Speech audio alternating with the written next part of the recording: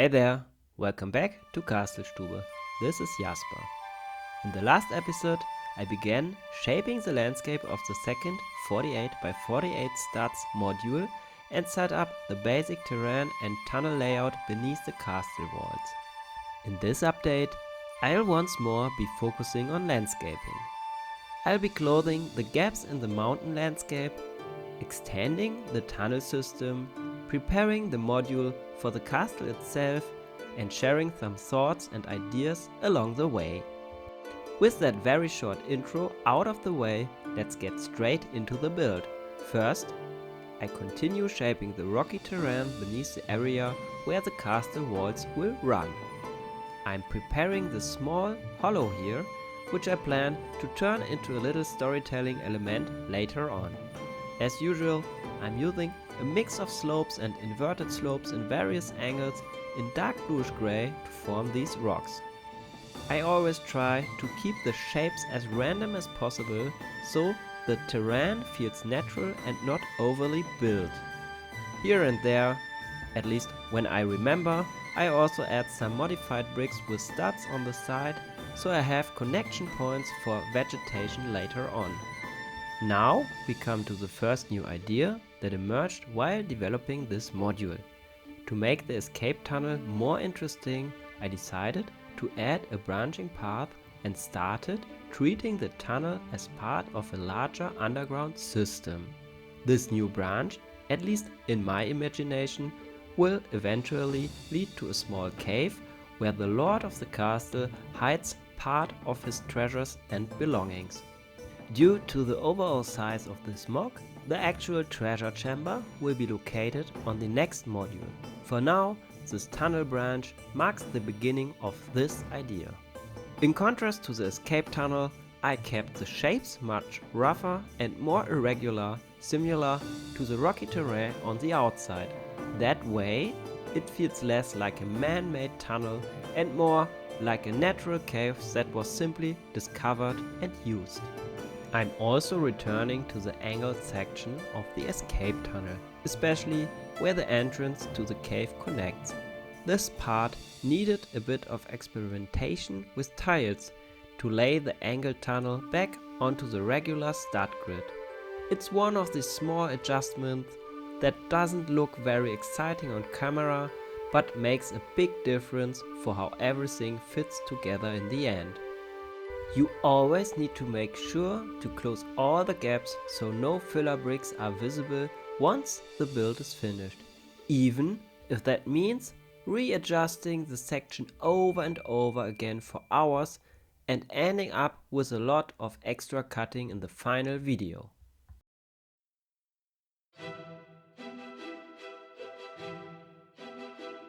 Now comes a small but exciting change in this update.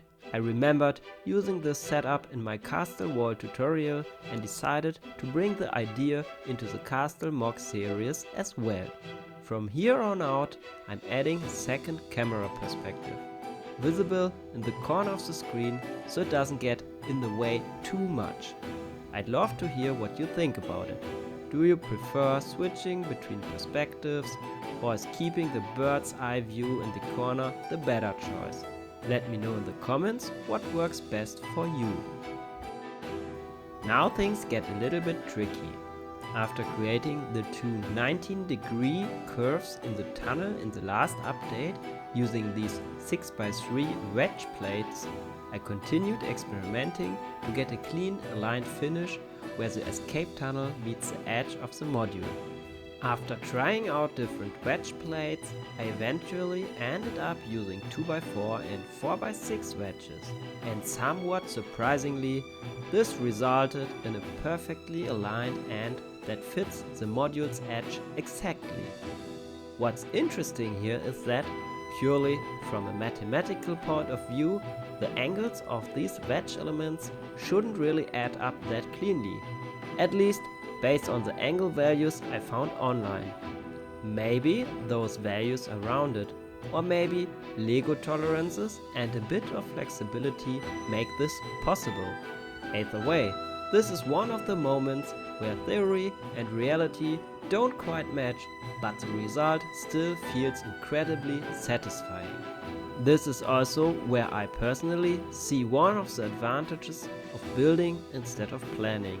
Details like this are hard to predict purely in theory, especially when working digitally, for example in Bricklink Studio.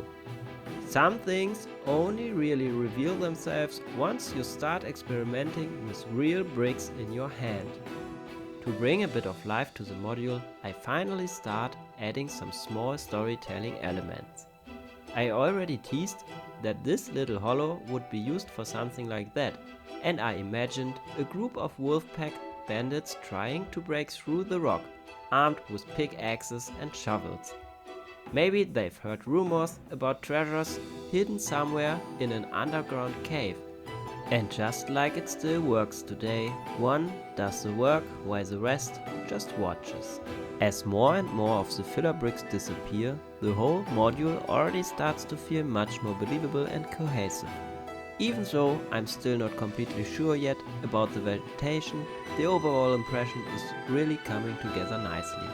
At this point, I consciously swapped the main view and the picture-in-picture, bringing the bird eye's perspective into the main frame. Adding the familiar 6x3 wedge plates, this time in dark bluish grey, really benefits from this view. From above, it becomes very clear how precisely they fit into place and how they cleanly and seamlessly close off the upper landscape of the module without leaving any visual gaps. Now we move on to clothing the remaining parts of the module's landscape. For that, I first need to raise the dark bluish grey walls at the edge of the module we left a bit lower earlier and bring it up to the correct level. In this area, I also finished off the walls of the escape tunnel. Using cheese slopes and snot building techniques, I tried to make the edge as smooth as possible. Even if it's not 100% perfect, I'm really happy with how it turned out. Of course, I only have a limited amount of time each week, and building with this kind of angled sections probably progress more slowly than if everything were done in simple 90-degree angles. But for me, this is exactly what makes the build more exciting and satisfying. I think that adds a lot to the overall look of the model, and I hope that comes across for you as well. While closing off the front side with the rocky terrain was relatively simple using the 6x3 wedge plates, this edge, where multiple different angled sections come together, is much more challenging. From this point on, the rest of the build involves a lot of experimenting and trial and error, trying to close the remaining gaps as cleanly as possible. Here I managed to close nearly all remaining gaps by using different wedge plates with the same 63-degree angle combined with the well-known 3x2 wedge plates at 19 degrees. I'm also already adding a modular tunnel ceiling over the section where the future treasure chamber will connect. The modularity gives me the flexibility to add more minifigures and small details in the future, and I think it might be time to dedicate a full episode to those kind of details and storytelling elements soon. This last gap is probably the most challenging one in the entire module. From here on, it's mostly trial and error, testing different pieces, removing them again, and slowly working towards something that actually fits. Moments like this are exactly why I enjoy this kind of building so much. It's slow, sometimes frustrating, but incredibly satisfying once things finally line up. This is also one of those parts that would be very hard to plan digitally beforehand. I also run into a bit of a shortage of Dark Tan wedge plates here. Thanks to Bricklink, I remembered that there are still a few sets in the house with exactly the pieces I needed.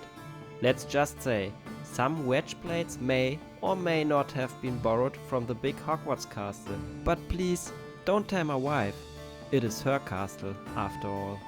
And for the last minute of time-lapse, I'll just let you enjoy my frustration without any commentary.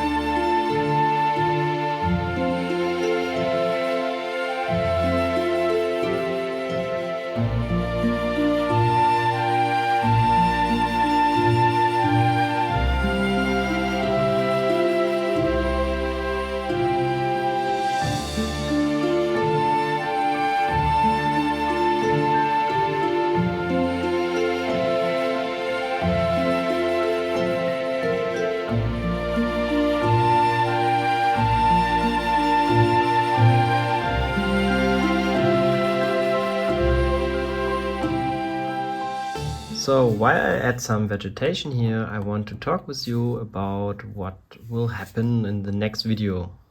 Probably. You can see I've already added the tutorial section or the wall section of my tutorial video to the second module here, just to have an idea how the whole thing looks with walls. So I will probably adjust this section in the next update and close this gap, make this larger so it fits on the module. And I also have a really cool idea for this little Wolfpack digging section. Yeah, and I will probably also close some other gaps. I still need to finalize this rocky terrain here. There are still missing tiles here. There are also missing tiles on top of this wall sections. I also need to get some more parts. So I will probably order some parts at Bricklink.